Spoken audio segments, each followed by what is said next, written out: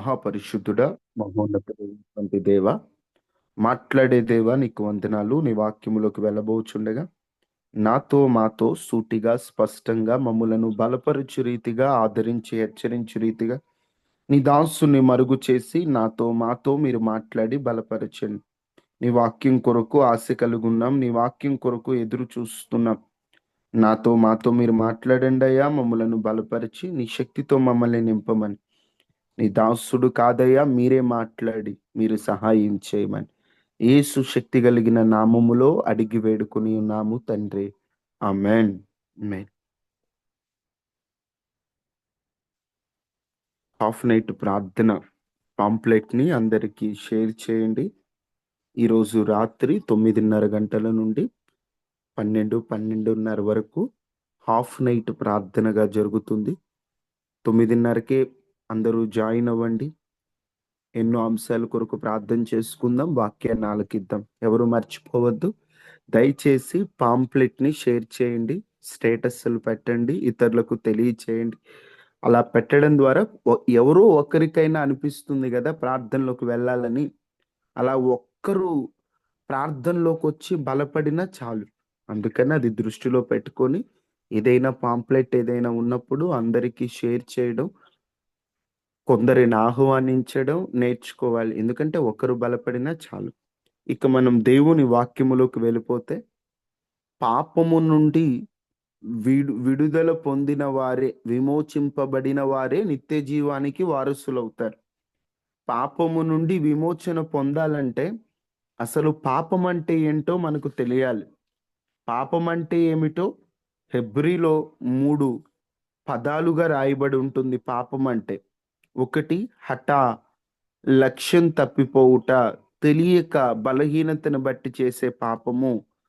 అవోన్, అలవాటైపోయి వంకరగా అలవాటును బట్టి చేసే పాపము. పేషా, తిరుగుబాటు, బరి తెగించి మనం చేసేటువంటి పాపముని పేషా అంటారని. గ్రీకులో హమర్టియా, లక్ష్యం తప్పిపోవడం. అనోమియా, దేవుని మాటను పట్టించుకోకుండా పాపం చేయటం. పరోప్టమా, తడబాటుగా జారిపోవడం. ఇవన్నీ కూడా హెబ్రీ గ్రీకులో ఉన్నటువంటి పాపము అని ఉన్న చోట ఉన్న పదాలు. ఇక మనం తెలుగులోకి వచ్చేస్తే పాపం అంటే ఏమిటో కొన్ని మాటలు మీతో చెప్పాను. వాటిలో మొదట చెప్పినది ఆజ్ఞాతిక్రమమే పాపము. ఆజ్ఞాతిక్రమము అంటే దేవుడు మనకి కొన్ని షరతులతో కూడినటువంటి నియమాలు ఇచ్చాడు. కొన్ని చేయమన్నాడు, కొన్ని చేయొద్దన్నాడు. దేవుడు ఆజ్ఞాపించినటువంటి వాటికి వ్యతిరేకంగా ఆ క్రమములో కాకుండా అక్రమములో గనుక మనం ప్రవర్తిస్తే అదే ఆజ్ఞాతిక్రమము. దేవుని ఆజ్ఞకు వ్యతిరేకంగా మనం ప్రవర్తించాం కాబట్టి ఆజ్ఞాతిక్రమమే పాపమని. రెండవది, మేలు చేయగలిగి కూడా మేలు చేయకపోవడమే పాపమని. మూడవది, హృదయ కాఠిన్యమే పాపమని. హృదయం కఠినంగా మనం ఉంటే అదే పాపమని. తరువాత ప్రార్థన చేయకపోవడమే పాపమని 4 మాటలు నిన్న మీతో చెప్పాను. జ్ఞాపకం ఉన్నాయి కదమ్మా. ప్రార్థన చేయకపోవడం కూడా పాపమే. ప్రార్థన చేసుకోవడం నేను మర్చిపోయానంటే నువ్వు పాపం చేసినట్టే. అందుకనే సమూయేలు భక్తుడు అంటాడు, నేను ప్రార్థన చేయకపోతే నేను దేవునికి విరోధంగా పాపం చేసిన వాడునగుదును అంటాడు. అతనేమంటాడంటే మీ కొరకు ప్రార్థన చేయకపోతే అంటాడు. అంటే మనం మన కోసం ప్రార్థన చేయకపోయినా, మన కుటుంబస్తుల కొరకు ప్రార్థన చేయకపోయినా మనం దేవుని దృష్టిలో పాపం చేసినటువంటి వారమే అవుతాం. అందుకని ప్రార్థన మానకూడదు. ప్రార్థన మానితే మన జీవితంలో చాలా నష్టపోతాం. కొంతమంది దేవుని ఆశీర్వాదాలైతే కావాలి కానీ దేవునితో మాట్లాడరు. దేవునితో మాట్లాడడానికి వెనుకాడుతూ ఉంటారు. దేవునికి కావాల్సింది ఏంటి? ఆయనతో మాట్లాడడం. ఒక రోజట ఒక పాప వాళ్ళ నాన్నగారితో రోజు చూస్తూ ఉంటది, మా నాన్నగారు నాతో కొంచెం సేపు మాట్లాడితే బాగుండు, కొంచెం సేపు నాతో సమయాన్ని కేటాయిస్తే బాగుండని. నాన్నగారు అవసరమైనవన్నీ ఇచ్చేస్తున్నాడు, ఏం కావాలో అవి ఇచ్చేస్తున్నాడు. ఆ పాపకి అవసరమైన దానికంటే రెట్టింపే ఇస్తున్నాడు. కానీ ప్రతిరోజు డ్యూటీకెళ్తున్నాడు. ఆ పాప ఆ తండ్రితో సమయాన్ని గడపాలనుకుంటుంది. అప్పుడు ఆ పాప తండ్రి దగ్గరికెళ్ళి, "నాన్నగారు, నాన్నగారు, నాన్నగారు, నేను మీతో సమయాన్ని గడపాలనుకుంటున్నాను. మీరు నాకన్నీ ఇస్తున్నారు. కానీ మీ టైం నాకివ్వట్లేదు నాన్న. నాకు మీ టైం కావాలంటే" ఆళ్ళ నాన్నగారన్నారు, "అమ్మా నీకోసమే కదరా నేను కష్టపడుతుంది. నేను పనికెళ్ళాలిరా తప్పదు" అని వెళ్తుంటే, "నాన్నగారు మీకు ఒక్కరోజు పనికెళ్తే ఎంతొస్తది? ఎంత ఇస్తారు?" అని అడిగితే, ఆ పాప అడిగిన వెంటనే ఆయన రూ. 1000 అన్నాడట. ఆ పాప దాసిపెట్టుకున్న డబ్బులన్నీ తీసుకొచ్చి, "నాన్నగారు ఆ రూ. 1000 నేనిస్తాను. నాతో కొంచెం సమయం గడపరా" అని అడిగిందట. ఆ తండ్రి కళ్ళమ్మట నీళ్లు పెట్టుకొని, "ఏంటమ్మా అలాగన్నావంటే" "నాన్న నువ్వు నాకన్నీ ఇస్తున్నావు. కానీ నువ్వు నాతో టైం గడపట్లేదు నాన్న. నేను ఆశపడేది ఒకటే నువ్వు నాకేమి ఇవ్వకపోయినా పర్లేదు నాన్న. నువ్వు నాతో ఉంటే చాలని" ఒక బిడ్డ కోరుకుంది. ఒక బిడ్డ తన తండ్రితో గడపాలని కోరుకున్నా, లేదా ఒక తండ్రి తన బిడ్డ నాతో ఉండాలని కోరుకోడా?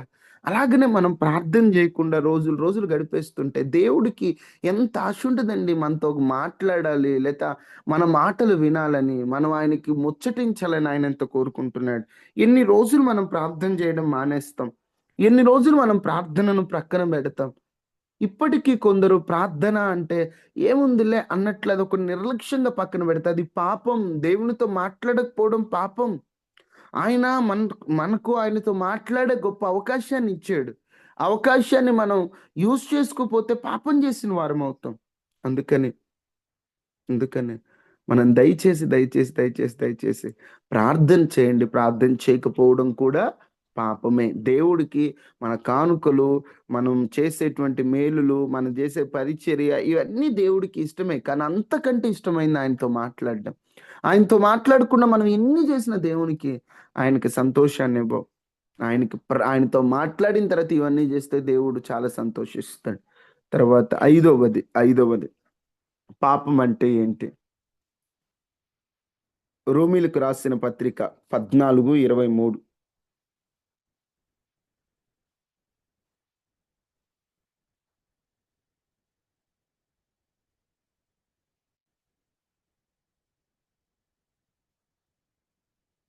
హ్మ్. హ్మ్. విశ్వాసం లేకుండా తిన్ను విశ్వాసము లేకుండా తినును గనుక గనుక దోషి అని తీర్పు నందును. దోషి అని తీర్పు నందును. విశ్వాస మూలము కానిది ఏదో విశ్వాస మూలము కానిది ఏదో ఇది పాపము. అది పాపము. 14:23 చివరిలో ఉంటుంది. విశ్వాసం మూలము కానిది ఏదో అది పాపము. పాపము. ఏదైతే విశ్వాసానికి మూలము కానిది ఏదో అదే పాపమట. విశ్వాసానికి మూలం. విశ్వాసానికి మూలం కానిదంటే ఏంటి? మన జీవిత విధానంలో కొన్నుంటాయి. వాటి ద్వారా మనకి విశ్వాసం అంటూ ఏమీ కలగదు. ఆ విశ్వాసం మూలము కానిది, ఒక మాటలో చెప్పాలంటే దేవునికి సంబంధం లేనిది. దేవుని ఎడల ఉన్న విశ్వాసాన్ని కదిలించేది అది ఏదైనా అది పాపమేనట. దేవుని యందున్న విశ్వాసానికి సంబంధం లేనిదంటే, ఈ లోకంలో చాలా ఉంటాయండి. విశ్వాసం మూలము కానిది. అంటే దేవునిపై ఆధారపడకుండా, దేవునిపై ఆనుకొనకుండా, సొంత నిర్ణయాలతో, విశ్వాసం మూలము కాకుండా, సొంత తలంపులతో మనం చేసేది ఏదైనా అది పాపమే. ఈ రోజున క్రైస్తవుడు ఏం చేసినా దేవుని మీద ఆధారపడి, దేవుని చిత్తాన్ని అడిగి, ప్రభువా ఇది నీకిష్టమేనా అని చేస్తే అది కరెక్ట్. ఒక క్రైస్తవుడిగా. ఏదో ఒక మనిషిగా. ఇప్పుడు ఈ భూమి మీదకు వచ్చిన ప్రతి మనిషి దేవుడు సృజిస్తూ వచ్చినప్పుడు తాను ఏం చేసినా దేవుణ్ణి నమ్ముకొని దేవుని మీద ఆధారపడి తాను చేయాలి గాని, దేవునితో నాకు సంబంధం లేదు. నాకు నచ్చినట్లు నేను ప్రవర్తిస్తాను. నాకు నచ్చినట్లు నేను చేస్తాను. విశ్వాసంతో నాకు సంబంధం లేదు. నాకనిపించింది నేను చేస్తానని ఎవరనినా అది పాపమేనంట. ఎందుకంటే నిన్ను సృష్టించింది ఆయన. నీకు జీవాన్ని ఇచ్చింది ఆయన, నీకు జీవితాన్ని ఇచ్చింది దేవుడే. ఇప్పుడు దేవుడే నీ జీవమును, జీవితమును, బ్రతుకును, ఆయుష్యును, నీవు నివసించుటకు ఈ భూమి మీద ఒక స్థలమును, నీవు పీల్చుటకు గాలిని, నీకు అవసరమైన ఆహారమును, అంతా ప్రకృతిలో నీవు వాడుకునేది ఏదైనా ఆయన ఇచ్చిందే. కాబట్టి ఆయన మీద నువ్వు నమ్మకం ఉంచకుండా నీకు నచ్చినట్లు నువ్వు ప్రవర్తిస్తే అది పాపమే. అన్నీ ఆయనవి వాడుకుంటూ, అన్నీ ఆయన ఇచ్చిన ఉపయోగించుకుంటూ, నాకు దేవుడితో సంబంధం లేదు, దేవుడే లేడని బుద్ధిహీనుల్లాగా మాట్లాడుతూ, దేవుని మీద నమ్మకం ఉంచకుండా, దేవుని చిత్తాన్ని కనుక్కోకుండా, దేవుని ఇష్టానికి వ్యతిరేకమైనటువంటి పనులు చేయడమే పాపం. విశ్వాసం మూలము కానిది ఏదో అదే పాపం. ఈరోజు విశ్వాసంతో సంబంధం ఉంటుందా కొంతమంది చేసే పనులు? లేదు, వాళ్ళ ఇష్టం, వాళ్ళ సొంత తలంపులు. ఈ రోజున కన్నులు నెత్తికెక్కిన తరం అని ఈ రోజున ఉన్న పరిస్థితులను బట్టే బైబిల్లో రాయబడి ఉంది. నెత్తికెక్కే కళ్ళు ఒక్కొక్కనికి. క్రైస్తవుడైనా, క్రైస్తవురాలైనా, అన్యుడైనా ఎవరైనా దేవుణ్ణి అడిగి చేయాలి కదా. సరే, అన్యులు తీసి పక్కన పెట్టండి, దేవుణ్ణి అడిగి చేయడం వాళ్ళకి తెలియదు. క్రైస్తవులు ఏం పాడు రోగం. ఒక పని చేస్తున్నప్పుడు, అయ్యా ఇది నీ చిత్తమేనా? అయ్యా ఇది నీకు ఇష్టమేనా? అయ్యా నేను ఈ పని చెయ్యొచ్చా? అయ్యా ఇది నీ మీద విశ్వాసంతో చేసే పనులేనా? ఇది కరెక్టేనని ప్రభువుని అడగకుండా ఎవరైతే విశ్వాస మూలము కాని అయిన పనులు చేస్తారో అదే పాపం. అది గుర్తుపెట్టుకోండి. 5వది పాపం అంటే ఏంటి? విశ్వాస మూలము కానిది. అర్థమవుతుందమ్మా? పాపం అంటే ఏంటి? 5వది స్వరం ఎత్తి చెప్పాలి, చెప్పాలి. విశ్వాసం మూలం విశ్వాసం కానిది. విశ్వాసం మూలము కానిదే పాపం. పాపం. 6వ మాట, 6వ మాట మత్తయి సువార్త 12:2.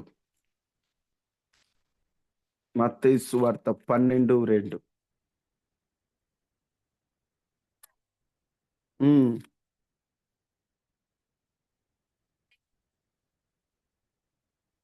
విశ్రాంతి దినం, సారీ, మత్తయి సువార్త 12:32 చూడండి. 12:2 కాదు, 12:32 చూడండి. మనుష్య కుమారునికి విరోధముగా మాట్లాడువానికి పాప క్షమాపణ కలుగుదని, పాప క్షమాపణ కలుదు కానీ పరిశుద్ధులకు విరోధముగా మాట్లాడు వారికి ఆత్మకు విరోధముగా మాట్లాడువానికి ఈ యుగమందైనను రాబో యుగమందైనను క్షమాపణ లేదు. అక్కడ మీరు గమనిస్తే 31వ వచనంలో కూడా, కాబట్టి నేను మీతో చెప్పున్నదేమనగా మనుషులు చేయు ప్రతి పాపమును, దూషణయు వారికి క్షమింపబడును గాని ఆత్మకు విరోధముగా, ఆత్మ విషయమైన దూషణకు పాప క్షమాపణ లేదు. ఇక్కడ పాపం అంటే ఏంటయ్యా అని మనం చదువుకుంటే, పరిశుద్ధాత్మకు వ్యతిరేకంగా ప్రవర్తించేదే పాపం. నిజం చెప్పాలంటే ఆ పాపానికి క్షమాపణ కూడా లేదట. పరిశుద్ధాత్మకు వ్యతిరేకంగా, పరిశుద్ధాత్మకు విరోధంగా ప్రతి పాపానికి దేవుడు క్షమాపణ గుణము కలిగి క్షమిస్తాడు. ఈ పాపానికి, పరిశుద్ధాత్మకు వ్యతిరేకంగా మాట్లాడేటువంటి పాపానికి క్షమాపణే లేదట. క్షమాపణే లేదట. జాగ్రత్త పడండి. పరిశుద్ధాత్మకి వ్యతిరేకంగా ఈరోజు ఎక్కడైనా మనం మాట్లాడుతున్నామేమో, దేవుని ఆత్మను దూషిస్తూ మాట్లాడుతున్నామేమో. పరిశుద్ధాత్మకి వ్యతిరేకంగా మాట్లాడటమే పాపం. పరిశుద్ధాత్మునికి ఒక క్రమం ఉంది, పరిశుద్ధాత్మునికి ఒక నడిపింపు ఉంది, పరిశుద్ధాత్మునికి ఓ చిత్తం ఉంది. ఆ చిత్తానికి వ్యతిరేకంగా, ఆ క్రమానికి వ్యతిరేకంగా మనం ఎక్కడైనా మాట్లాడామంటే అదే పాపమట. అదే పాపం. ఎక్కడెక్కడ మాట్లాడాం పరిశుద్ధాత్మునికి వ్యతిరేకంగా? మనం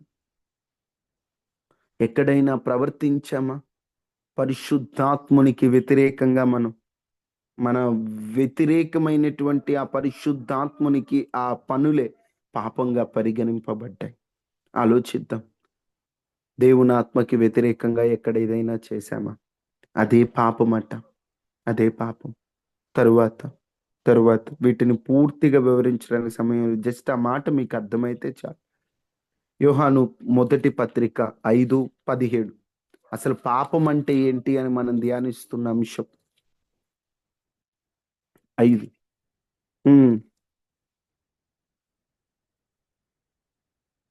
అమ్మా, మొదటి యోహాను 5:15 అమ్మా. 17 సారీ 17 సారీ. సకల దుర్నీతియు పాపము అయితే మరణకరము కాని పాపము కలదు. ఈ మరణకరము కాని పాపం అనేటువంటి అంశం ఇంకొకసారి చెప్తాను. మరణం అయ్యే పాపాలేంటి, మరణం కాని పాపాలేంటి. ఇక్కడ ఉన్నది సకల దుర్నీతియు పాపమే. నీతికి వ్యతిరేకంగా జరిగేది ఏదైనా పాపమే. సకల దుర్నీతి. నీతికి వ్యతిరేకమే దుర్నీతి, మంచికి వ్యతిరేకమే చెడు. అలాగనే సకల దుర్నీతియు పాపమే. ఈరోజు ఎక్కడ నీతి లేదో అక్కడ పాపం ఉన్నట్టు. ఈరోజు నా ఆఫీస్లో నీతి ఉండట్లా, అక్కడ పాపం ఉన్నట్టు. నీతికి వ్యతిరేకంగా ఏం చేసినా పాపం. ఈరోజు మనం ఎలా ఉంటున్నాం? నీతిగానే ఉంటున్నామా? అందరు ఎలా ఉన్నా నాకు అనవసరం, నేను నీతిగా ఉండాలనుకున్నాడు నోవాహు. అందుకే తన తరములోనే నిందారహితుడిగా, నీతిమంతునిగా పిలువబడ్డాడు. యోబు గురించి రాయబడిన మాట, అతడు భక్తుడు, భక్తిపరుడు, నీతిమంతుడని రాయబడింది. అబ్రాము నీతిమంతుడని రాయబడింది. ఈ రోజున మనలో నీతి ఉందా? నీతికి వ్యతిరేకంగా మనం ఏం చేసినా అది పాపమే. సకల దుర్నీతియు పాపమే. పాపమే. తరువాత చూడండి, మొదటి సమూయేలు 15:23. మొదటి సమూయేలు 15:23.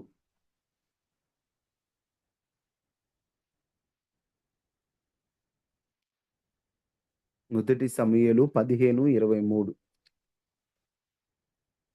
తిరుగుబాటు చేయుట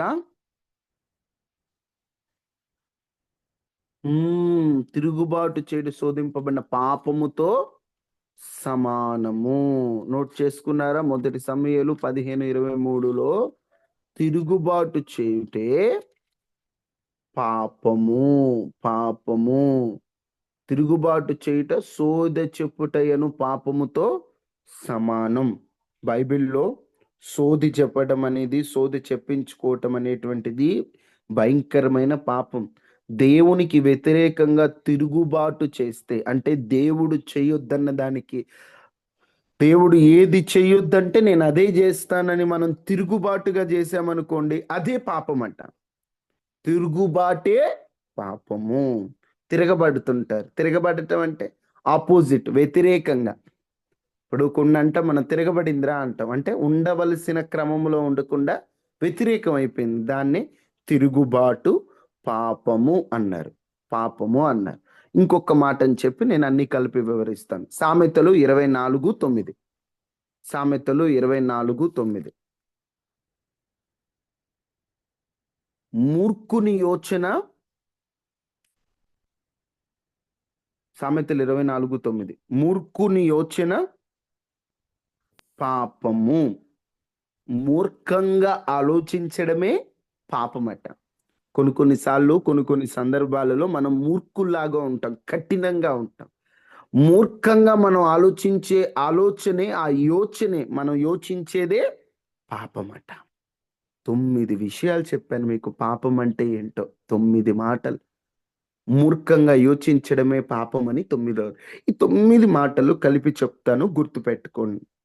మొదటిది, దేవుని ఆజ్ఞను మీరడమే పాపం. దేవుని ఆజ్ఞలు అర్థం కావాలంటే వాక్యాన్ని వినాలి, చదవాలి. వాక్యాన్ని చదివితే దేవుని ఆజ్ఞలేంటో మనకు అర్థమవుతుంది. ప్రతిరోజు వాక్యాన్ని వింటే దేవుడు ఏం చెప్పాడో మనకు తెలుస్తుంది. దేవుడు చెప్పింది చేయకపోవటం, చేయొద్దు అన్నది చేయడమే ఆజ్ఞాతిక్రమము. దాన్నే బైబిల్ పాపము అనింది. ఒక వ్యక్తి పాపం చేశాడు అంటే దేవుడు చేయొద్దన్నది చేశాడు, చేయమన్నది చేయలేదు, ఆయన ఆజ్ఞను మీరాడని అర్థం. అక్కడ ఆ మనిషి మొదట పాపం చేసిన వాడు అయ్యాడు. అది పాపములో మొదటి మెట్టు, ఆజ్ఞాతిక్రమం. రెండవది, మేలు చేయగలిగేటువంటి స్తోమత నీకున్నా, మేలు చేయగలిగిన పరిస్థితిలో నీవున్నా, మేలు చేయగలిగి ఉండి కూడా మేలు చేయకపోతే పాపమే. ఎవరైనా ఇబ్బందుల్లో, కష్టాల్లో, నష్టాల్లో ఉన్నప్పుడు మేలు చేసేటువంటి ఆ పరిస్థితి నీకున్నా, ఇప్పుడు ఒక ఆయన గుంటలో పడి ఉన్నాడు, నీకు ఆ గుంటలో నుండి బయటికి ఎలా తీసుకురావాలో నీకు తెలుసు, అయినా నువ్వు పట్టించుకోకుండా నాకెందుకులే, ఎవరు వాళ్ళు సస్తారు అనుకోని పక్కకి వెళ్ళిపోయావు అనుకో, అప్పుడు దేవుని దృష్టిలో నువ్వు పాపం చేసినోడు అవుతావు. ఎందుకంటే నీకు ఆ మేలు చేసేటువంటి ఆ యొక్క పరిస్థితి ఉన్నా, నీ చేతిలో ఉంది మేలు చేయడం, అయినా కావాలని నువ్వు చేయలేదు, అదే పాపం అని వాక్యం చెబుతుంది. మేలు చేయనిరిగియు అలాగూ చేయకపోవడమే పాపము. పాపము. 3, హృదయ కఠినత్వం. కొన్ని విషయాల్లో ఎన్ని వాక్యాలు విన్నా, ఎంత ప్రార్థన చేసినా, ఎన్నిసార్లు ఏది మంచి ఏది చెడు అని మనకు తెలుస్తున్నా, మన మనస్సు కఠినంగా దేవుడి సన్నిధికి వెళ్ళకుండా, వాక్యాన్ని వినకుండా, బ్రతుకు మార్చుకోకుండా, నోరు మార్చుకోకుండా, జీవితం మార్చుకోకుండా కఠినంగా ఉందనుకో మన హృదయం, హృదయ కఠినత్వమే పాపము. 4, ప్రార్థన చేయకపోవడమే పాపము. ప్రార్థన చేసేటువంటి ఆ పరిస్థితి నువ్వు తెచ్చుకోకుండా, ప్రార్థన ఏముందిలే అని నిర్లక్ష్యంగా ఉంటే అదే పాపము. ప్రార్థన చేయకపోవడమే పాపము. తరువాత 5, విశ్వాసం మూలము కానిది ఏదో అదే పాపము. దేవుడి మీద నమ్మకం ఉంచకుండా నీకు నచ్చినట్లు నువ్వు ప్రవర్తిస్తూ, నీకు నచ్చినట్లు నువ్వు జీవిస్తూ ఉన్నావు అంటే అది కూడా పాపమే. ఏదైనా దేవుని మీద విశ్వాసంతోనే ప్రారంభించాలి. విశ్వాసం మూలము కాకపోతే నువ్వు పాపం చేసినట్టే. 6, పరిశుద్ధాత్మకు వ్యతిరేకంగా, దేవుడు ఆత్మకు వ్యతిరేకంగా మనం ఏం మాట్లాడినా, ఏది చేసినా అది పాపమే. దేవుడు ఆత్మకు వ్యతిరేకంగా మనం ఎప్పుడు ఏది చేయకూడదు, అది పాపం. తరువాత 7, సకల దుర్నీతియు పాపమే. నీతి తప్పి ప్రవర్తించడమే పాపం. అందుకే సకల దుర్నీతి పాపం. సకల దుర్నీతి, నీతి ఎక్కడ లేకపోతే అక్కడ పాపం ఉన్నట్టే. తరువాత తిరుగుబాటే పాపం. వ్యతిరేకంగా ఏం చేసినా, తిరగబడ్డామా పాపం చేసినట్టే. 9, మూర్ఖంగా, మూర్ఖుల్లాగా మనం ఏది యోచించినా, ఆలోచించినా అది కూడా పాపమే. అది కూడా పాపమే. పాపమును పాముతో పోల్చారు భక్తుడు.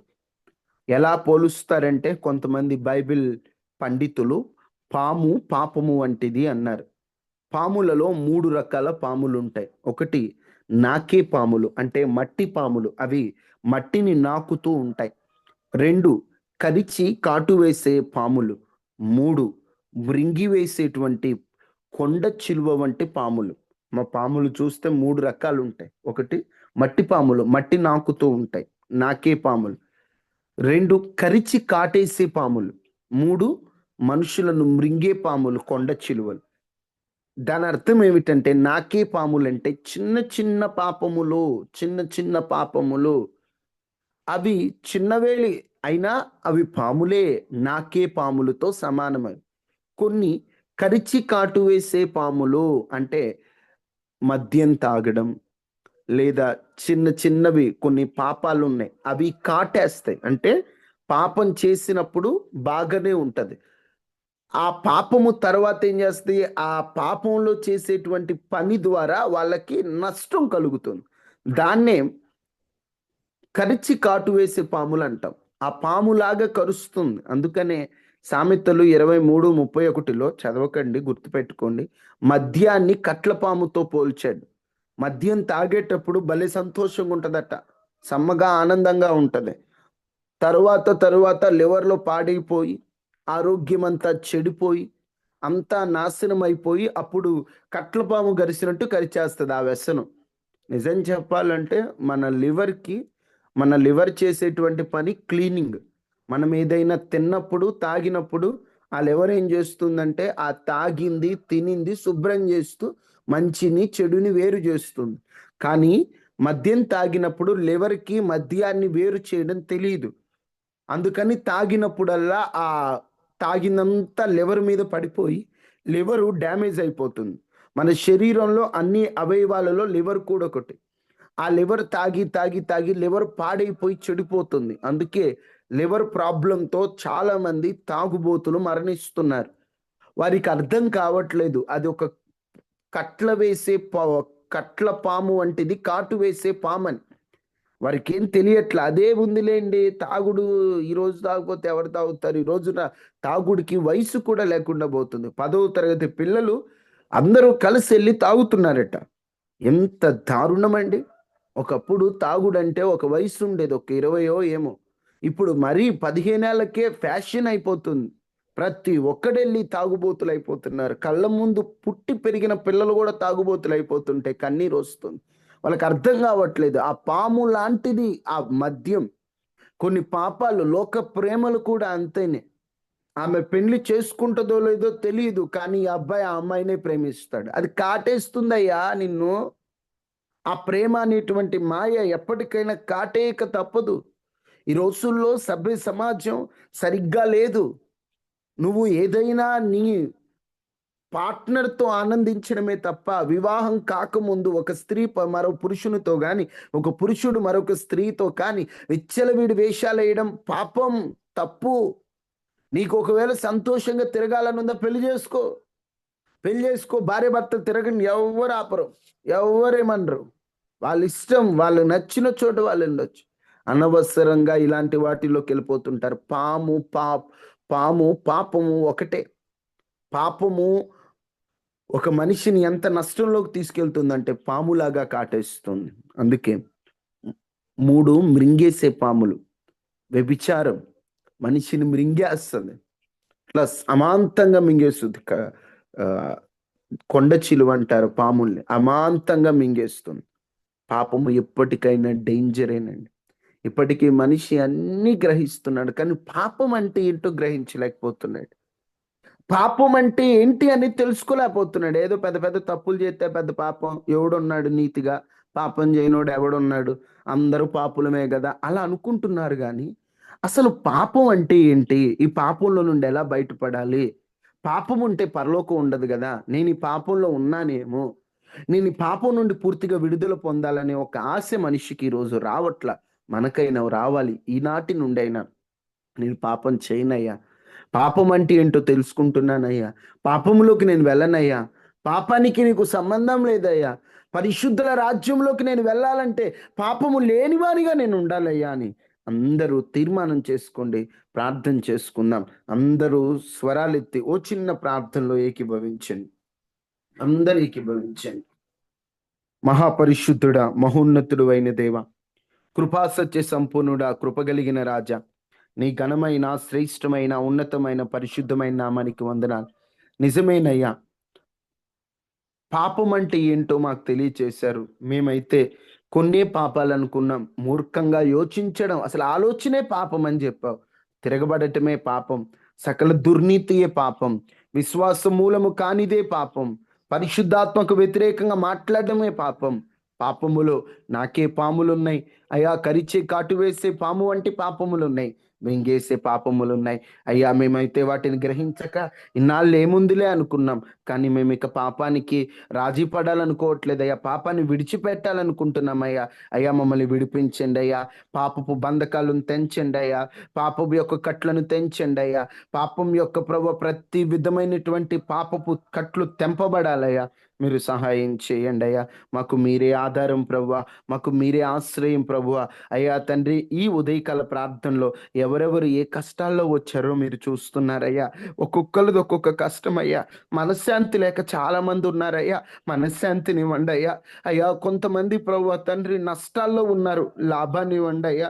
కొంతమంది పిల్లల జీవితాలు బాలేదని బాధపడుతున్నారయ్యా. కొడుకు జీవితం బాలేదని, కూతురు జీవితం బాలేదని అల్లాడిపోతున్నారయ్యా. వారిని కనికరించండి అయ్యా. విడిపోయిన భార్యాభర్తలను కలపండి అయ్యా. అయ్యా చదిరిపోయిన కుటుంబాలను సమకూర్చండి అయ్యా. అప్పుల్లో ఉన్న వారికి విడుదల ఇవ్వండి అయ్యా. మార్గము తెలియకున్న వారికి మార్గాన్ని ఇవ్వండి అయ్యా. అయ్యా అనారోగ్యంతో బాధపడుతున్న వారికి స్వస్థత ఇవ్వండి అయ్యా. కన్నీటితో ఉన్న వారి కన్నీటిని తొడవండి అయ్యా. అప్పుల్లో ఉన్న వారికి విడుదల ఇవ్వండి అయ్యా. ధైర్యం కోల్పోయిన వారికి ధైర్యాన్ని ఇవ్వండి అయ్యా.